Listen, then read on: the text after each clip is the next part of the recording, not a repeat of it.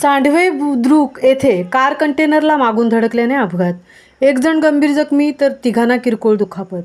मुंबई गोवा राष्ट्रीय महामार्गावर महाड तालुक्यातील चांडवे बुद्रुक येथे हुंडाई कार कंटेनरला मागून धडकल्याने अपघात घडला आहे.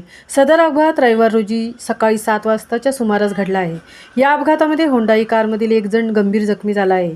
हुंडाई व्हेन्यू कार क्रमांक MH04 LH3387 वरील चालक राजाराम दत्तू कडू वय 40 वर्ष राहणार बदलापूर जिल्हा ठाणे व सहप्रवासी निलेश हरिभाऊ शेलार वय 31 वर्ष राहणार टिटवाळा जिल्हा ठाणे, राजकुमार गुलजाराम मल्ली वय 57 वर्ष राहणार कल्याण जिल्हा ठाणे, प्रमोद महादेव खंडागळे वय 37 वर्ष राहणार माढा जिल्हा सोलापूर असे सावंतवाडी ते मुंबई NH66ने प्रवास करत असताना चांडवे बुद्रुक तालुका महाड येथे आलेवेळी समोरील कंटेनरने अचानक ब्रेक दाबल्याने हुंडाई कारची कंटेनरला मागून ठोकर लागून अपघात झालेला आहे. अपघात झाल्यानंतर कंटेनर चालक न थांबता त्याने पलायन केले आहे. अपघातात हुंडाई व्हेन्यू कारचे नुकसान झालेले असून कारमधील राजकुमार गुलजाराम मल्ली यास डोक्याला गंभीर दुखापत झालेली आहे.